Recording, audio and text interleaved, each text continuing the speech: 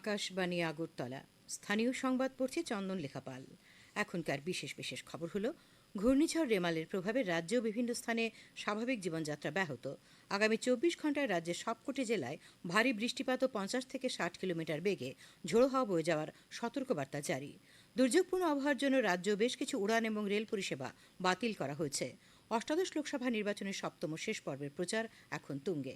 এবারে আসছে বিস্তারিত সংবাদে। ভারতের আবহাওয়া দপ্তর জানিয়েছে যে ঘূর্ণিঝড় রেমাল উত্তর উত্তর পূর্ব দিকে অগ্রসর হতে পারে এবং আজ রাতের মধ্যে ধীরে ধীরে গভীর নিম্নচাপে পরিণত হবে। বাংলাদেশ ও পশ্চিমবঙ্গের ওপর দিয়ে ঘূর্ণিঝড়টি গত 6 ঘন্টায় 5 কিলোমিটার বেগে ধীরে ধীরে উত্তর দিকে অগ্রসর হয়। এই মুহূর্তে এই ঝড় আগরতলার 185 কিলোমিটার দক্ষিণ পশ্চিমে অবস্থিত বাংলাদেশের যশোরে অবস্থান করছে। ঘূর্ণিঝড়ের প্রভাবে রাজ্যের প্রায় সব জেলাতেই মাঝারি থেকে ভারী বৃষ্টি ও ঝোড়ো হাওয়া বয়ে যায়। এখনও দমকা হাওয়া ও বৃষ্টি চলছে। রেমালের প্রভাবে বিপর্যস্ত হয়ে পড়েছে দক্ষিণ জেলার জনজীবন। গতকাল রাত 12টার পর থেকে শুরু হয় হালকা ঝড় বৃষ্টি। আজ সকাল 8টার পর থেকে তীব্রতা বাড়ে ঝড় বৃষ্টির। জেলা দুর্যোগ মোকাবেলা কর্তৃপক্ষের প্রোগ্রাম অফিসার জীবনকান্তি সরকার জানান, বহু জায়গায় গাছ ভেঙে পড়েছে, অবরুদ্ধ হয়ে পড়ে রাস্তা। জেলা শাসক সিদ্ধার্থ শিব জয়সওয়াল জানান, রাস্তাঘাট পরিষ্কারের কাজে এনডিআরএফ, টিএসআর, বনকর্মী সহ সিভিল ডিফেন্স ও আপদমিত্র স্বেচ্ছাসেবকরা নিয়োজিত রয়েছেন। জোলাইবাড়ি ব্লকের এসএসবি ক্যাম্পে এনডিআরএফ জওয়ানদের প্রস্তুত রাখা হয়েছে। ভেঙে পড়েছে একটি জাতীয় সড়কের নির্মীয়মান অংশ। কৈলাসহরের এসডিএম প্রদীপ সরকার জানান, পরিস্থিতি মোকাবেলায় যথাযথ প্রস্তুতি নিয়েছে প্রশাসন। রাজস্ব পরিদর্শক ও তহসিলদারদের সময়ভিত্তিক রিপোর্ট দিতে বলা হয়েছে। পরিস্থিতি বিবেচনায় আপদামিত্র ও সিভিল ডিফেন্স ভলান্টিয়ারদের প্রস্তুত রাখা হয়েছে বলে তিনি জানান।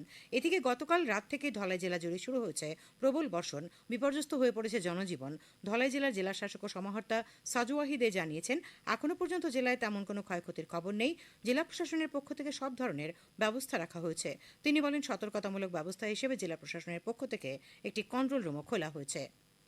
গোমতী জেলায় গতকাল থেকে হালকা বাতাস ও মাঝারি বৃষ্টিপাত চলছে। বৃষ্টিপাতের জেরে গোটা জেলায় স্বাভাবিক জনজীবন ব্যাহত হয়েছে। গোমতীর জেলা শাসক তরিতকান্তি চাকমা জানিয়েছেন, গতকাল বিভিন্ন দপ্তরের আধিকারিকদের নিয়ে জেলাভিত্তিক বৈঠক করা হয়। বৈঠকে সতর্কতামূলক যাবতীয় প্রস্তুতি নেওয়ার পরামর্শ দেওয়া হয়েছে। তিনি জানান, বিশেষ করে উদয়পুর, মহারানী এলাকায়, অমরপুরের ছবিমুড়া ও করবুকের ডুম্বুর জলাশয়ের নিকটবর্তী মৎস্যজীবীদের সতর্কবার্তা জারি করা হয়েছে। তিনি আরও বলেন, গোমতী নদীর জলস্তর ক্রমশ বৃদ্ধি পেয়ে বিপদসীমার কাছ দিয়ে বয়ে চলেছে। বিপর্যয় মোকাবেলা দপ্তরের গোমতী জেলার ব্রাঞ্চ অফিসার রাকেশ চৌধুরী জানিয়েছেন, জেলার 3টি মহকুমায় 25 থেকে 30টি শেল্টার হাউস চিহ্নিত করে রাখা হয়েছে। গোমতী এবং দক্ষিণ জেলার জন্য এনডিআরএফ এর একটি টিম দক্ষিণ জেলার শান্তির বাজারে প্রস্তুত রাখা হয়েছে। সিপাহীজলা জেলায় মাঝারি থেকে ভারী বৃষ্টিপাত হলেও আজ সন্ধ্যে পর্যন্ত কোথাও কোনো ক্ষয়ক্ষতির খবর নেই। সিপাহীজলা জেলার অতিরিক্ত জেলা শাসক সুব্রত মজুমদার আকাশবাণীর সিপাহীজলা জেলা প্রতিনিধিকে জানিয়েছেন, সিপাহীজলা অভয়ারণ্য সংলগ্ন এলাকায় আগরতলা সাবরুম জাতীয় সড়কে 3টি গাছ ভেঙে পড়ায় দীর্ঘক্ষণ যান চলাচল বন্ধ ছিল। পরে টিএসআর জওয়ানরা গিয়ে গাছ কেটে রাস্তা পরিষ্কার করলে যান চলাচল স্বাভাবিক হয়। উত্তর ও খোয়াই জেলার জেলা সংবাদদাতারা জানাচ্ছেন, উত্তর জেলাতেও বৃষ্টি হচ্ছে, খোয়াই জেলাতেও প্রচুর বৃষ্টি হয়েছে। বৃষ্টির কারণে স্বাভাবিক জীবনযাত্রা ব্যাহত হয়েছে। এদিকে আগরতলা আবহাওয়া দপ্তরের পক্ষ থেকে জানানো হয়েছে, আগামী 24 ঘন্টায় রাজ্যে বিক্ষিপ্তভাবে বজ্রবিদ্যুৎ সহ ভারী থেকে অতি ভারী বৃষ্টিপাত, সঙ্গে ঘন্টায় 50 থেকে 60 কিলোমিটার বেগে ঝোড়ো হাওয়া বয়ে যেতে পারে। তাছাড়াও 70 কিলোমিটার বেগে আকস্মিক দমকা হাওয়া বয়ে যাওয়ার সতর্কবার্তা জারি করা হয়েছে। রাজ্যে আগামীকাল তাপমাত্রা সর্বোচ্চ 30 ডিগ্রি সেলসিয়াস এবং সর্বনিম্ন 25 ডিগ্রি সেলসিয়াসের কাছাকাছি থাকবে। আজ দিনের সর্বোচ্চ তাপমাত্রা ছিল 26.9 ডিগ্রি সেলসিয়াস এবং সর্বনিম্ন 25.8 ডিগ্রি সেলসিয়াস। খবর প্রচারিত হচ্ছে আকাশবাণীর আগরতলা কেন্দ্র থেকে। দুর্যোগপূর্ণ আবহাওয়ার পরিপ্রেক্ষিতে আজ আগরতলার এমবিবি বিমানবন্দর থেকে দিল্লি ও কলকাতাগামী 8টি ফ্লাইট বাতিল করা হয়েছে। তবে আগরতলা থেকে বেঙ্গালুরু এবং গুয়াহাটিগামী ফ্লাইট যথারীতি চলাচল করেছে। বিমানবন্দরের অধিকর্তা আর সি মিনা আজ এই খবর জানান। ঘূর্ণিঝড় রেমালের কারণে সতর্কতামূলক ব্যবস্থা হিসেবে আজ আগরতলার সাবরুমের মধ্যে 3টি ডেমো ট্রেন বাতিল করা হয়েছে। একটি ট্রেন সকালের দিকে চলেছে। আগরতলা শিলচরের মধ্যে আজ এবং আগামীকাল যাত্রীবাহী ট্রেনগুলি বাতিল করা হয়েছে। ধর্মনগর আগরতলার মধ্যে ডেমো ট্রেনগুলি যথারীতি চলেছে। দূরপাল্লার সবগুলি ট্রেন যথারীতি চলাচল করেছে বলে জানিয়েছেন আগরতলার স্টেশন মাস্টার। পশ্চিম ত্রিপুরা জেলা শাসক ডক্টর বিশাল কুমার আজ জেলার অন্তর্গত জলমগ্ন নিচু এলাকাগুলি পরিদর্শন করেন। সঙ্গে ছিলেন এসডিআরএফ এর কর্মীরা। পরিদর্শনকালে ডক্টর কুমার জানান, পরিস্থিতি নিয়ন্ত্রণে রয়েছে। তাছাড়া সমস্ত নাগরিকদের নিরাপত্তা নিশ্চিত করতে জেলা প্রশাসন রাজ্য এবং কেন্দ্রীয় সংস্থাগুলির সঙ্গে সমন্বয় রেখে কাজ করছে বলেও তিনি জানান। ঘূর্ণিঝড় রেমালের তাণ্ডবে বাংলাদেশের উপকূল অঞ্চলে জলোচ্ছ্বাস ও ব্যাপক ক্ষয়ক্ষতির সংবাদ পাওয়া গেছে। বিস্তীর্ণ অঞ্চলে এখনও ঝোড়ো হাওয়া এবং ভারী বৃষ্টিপাত চলছে। বাংলাদেশের পটুয়াখালী, ভোলা, সাতক্ষীরা, চট্টগ্রাম, বরিশালে অন্তত 6 জনের মৃত্যু হয়েছে বলে জানা গেছে। আগরতলা পৌর নিগমের মেয়র দীপক মজুমদার আজ বৃষ্টির জল নিষ্কাশনের কাজে ব্যবহৃত আগরতলা পৌর নিগমের কয়েকটি জলের পাম্প দেখতে যান। শ্রী মজুমদার বলেন, জল নিষ্কাশনের জন্য আগরতলা পৌর নিগমের 16টি অত্যাধুনিক পাম্প মেশিন রয়েছে। তাছাড়া ঘূর্ণিঝড় রেমাল সংক্রান্ত দুর্যোগ মোকাবেলায় আগরতলা পৌর নিগমের সব রকম ব্যবস্থা রয়েছে বলেও তিনি জানান। পরিদর্শনকালে আগরতলা পৌর নিগমের ইঞ্জিনিয়ার এবং পাম্প মেশিন পরিচালনা করার জন্য যুক্ত কর্মীদের সঙ্গে কথা বলে প্রস্তুতি সম্পর্কে অবগত হন তিনি। মুখ্যমন্ত্রী অধ্যাপক ডক্টর মানিক সাহা আজ আগরতলা স্টেট আয়ুর্বেদিক হাসপাতাল পরিদর্শন করেন। এই হাসপাতালে চিকিৎসা পরিষেবায় যে সমস্ত সমস্যা রয়েছে সে সম্পর্কে মুখ্যমন্ত্রী অবহিত হন। তিনি কর্তব্যরত চিকিৎসকদের সঙ্গেও কথা বলেন। সিপাহীজলা জেলার লোকসভা নির্বাচনের ভোট গণনাকে সুষ্ঠু ও শান্তিপূর্ণভাবে সম্পন্ন করতে আজ জেলা শাসক নাগেশ কুমার বীর পৌরোহিত্যে এক সর্বদলীয় বৈঠক অনুষ্ঠিত হয়। বৈঠকে বিজেপি, কংগ্রেস, সিপিআইএম, তীব্রামাথা দলের প্রতিনিধিরা উপস্থিত ছিলেন। তাছাড়া সিপাহীজলা জেলার 2 অতিরিক্ত জেলা শাসক জয়ন্ত কুমার দে এবং সুব্রত মজুমদার, পুলিশ সুপার বিজয় রেড্ডি, জেলার অন্তর্গত 3টি মহকুমার 7টি বিধানসভা ক্ষেত্রের সহকারী রিটার্নিং অফিসাররা উপস্থিত ছিলেন। অতিরিক্ত জেলা শাসক সুব্রত মজুমদার জানিয়েছেন, সিপাহীজলা জেলার 3টি স্থানের 7টি গণনা কেন্দ্রে 7টি বিধানসভা কেন্দ্রের ভোট গণনা করা হবে।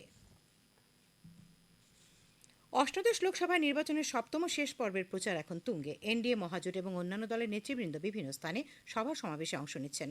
বরিষ্ঠ বিজেপি নেতা এবং কেন্দ্রীয় স্বরাষ্ট্রমন্ত্রী অমিত শাহ আজ উত্তরপ্রদেশের কুশিনগর, সালেমপুর এবং চান্দৌলি সংসদীয় এলাকায় জনসভায় ভাষণ দেন। বিজেপির জাতীয় সভাপতি জগৎপ্রকাশ নাড্ডা আজ বারাণসীতে বিভিন্ন কর্মসূচিতে সাধারণ নাগরিক, তাঁতি, কারিগর সহ বিভিন্ন শ্রেণীর ভোটারদের সঙ্গে মত বিনিময় করেন। বর্ষিয়ান বিজেপি নেতা এবং মধ্যপ্রদেশের মুখ্যমন্ত্রী ডক্টর মোহন যাদব পাটনার মানেরে পাটলিপুত্র সংসদীয় আসনের বিজেপি মনোনীত প্রার্থীর সমর্থনে জনসভায় ভাষণ দেন। নালন্দা সংসদীয় আসনে নির্বাচনে জনসভা করেন জেডিইউ সভাপতি মুখ্যমন্ত্রী নীতিশ কুমার। কংগ্রেসের সাধারণ সম্পাদক প্রিয়াঙ্কা গান্ধী আজ হিমাচল প্রদেশের চাম্বা ও শাহপুরে জনসভায় ভাষণ দেন। প্রাক্তন কংগ্রেস সভাপতি রাহুল গান্ধী আজ পাটনা সাহেব ও পাটলিপুত্র নির্বাচনী এলাকায় খুশরুপুর এবং মানেরে জনসভা করেন। আরজেডি নেতা তেজস্বী প্রসাদ যাদব জাহানাবাদ, পাটলিপুত্র এবং আরাহন নির্বাচনী এলাকায় আরজেডি এবং সিপিআইএমএল প্রার্থীদের সমর্থনে বক্তব্য রাখেন। প্রধানমন্ত্রী নরেন্দ্র মোদী আজ সামাজিক মাধ্যমে প্রাক্তন প্রধানমন্ত্রী পণ্ডিত জওহরলাল নেহরুর মৃত্যুবার্ষিকীতে তাঁর প্রতি শ্রদ্ধা নিবেদন করেছেন।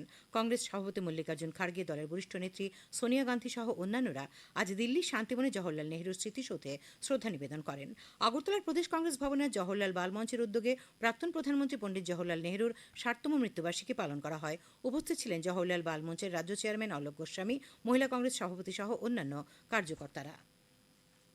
ভারতের প্রথম প্রধানমন্ত্রী পণ্ডিত জওহরলাল নেহরুর 60তম মৃত্যুবার্ষিকী আজ উদয়পুর জেলা কংগ্রেস অফিসে পালন করা হয়।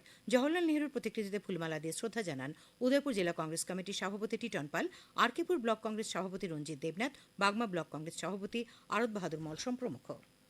যুব মোর্চার মজলিশপুর মণ্ডলের উদ্যোগে জিরানিয়ার অগ্নিবীণা হলে এক রক্তদান শিবিরের আয়োজন করা হয়। উপস্থিত ছিলেন পর্যটন মন্ত্রী সুশান্ত চৌধুরী, বিজেপির প্রদেশ সভাপতি রাজীব ভট্টাচার্য, যুব মোর্চার প্রদেশ সভাপতি বিধায়ক সুশান্ত দেব প্রমুখ। শিবিরে মোট 33 জন স্বেচ্ছায় রক্তদান করেন। প্রদেশ কংগ্রেস সভাপতি আশিস কুমার সাহা আজ যুবরাজনগর, বাগবাসা, পানিসাগর এবং ধর্মনগরে কর্মী সভা করেন। সভাগুলিতে রাজ্যে আসন্ন ত্রিস্তরীয় পঞ্চায়েত নির্বাচনের প্রস্তুতি নিয়ে আলোচনা করা হয়। এসএফআই ও ডিওয়াইএফের সোনামুড়া বিভাগীয় কমিটি আজ 8 দফা দাবির ভিত্তিতে সিপাহীজলা জেলার মহকুমা শাসকের কাছে ডেপুটেশন প্রদান করে। দাবিগুলির মধ্যে অন্যতম ছিল স্কুলগুলিতে প্রয়োজনীয় সংখ্যক শিক্ষক নিয়োগ, হাসপাতালে নার্স ও চিকিৎসক নিয়োগ করা, বিদ্যাজ্যোতি বিদ্যালয়গুলির ক্ষেত্রে যথাযথ প্রশাসনিক ব্যবস্থা গ্রহণ ইত্যাদি। প্রতিনিধি দলে ছিলেন ডিওয়াইএফআই সোনামুড়া বিভাগীয় সম্পাদক ইন্দ্রজিৎ সাহা, সম্পাদক মণ্ডলীর সদস্য ভোলা ভৌমিক, মিজান হোসেন প্রমুখ। শেষ করার আগে খবরের বিশেষ বিশেষ অংশগুলি আর একবার। ঘূর্ণিঝড় রেমালের প্রভাবে রাজ্যেও বিভিন্ন স্থানে স্বাভাবিক জীবনযাত্রা ব্যাহত। আগামী 24 ঘন্টায় রাজ্যের সবকটি জেলায় ভারী বৃষ্টিপাত ও 50 থেকে 60 কিলোমিটার বেগে ঝোড়ো হাওয়া বয়ে যাওয়ার সতর্কবার্তা জারি। দুর্যোগপূর্ণ আবহাওয়ার জন্য রাজ্য বেশ কিছু উড়ান ও রেল পরিষেবা বাতিল। অষ্টাদশ লোকসভা নির্বাচনের সপ্তম শেষ পর্বের প্রচার এখন তুঙ্গে। স্থানীয় সংবাদ আজকের মতো এখানেই শেষ হলো।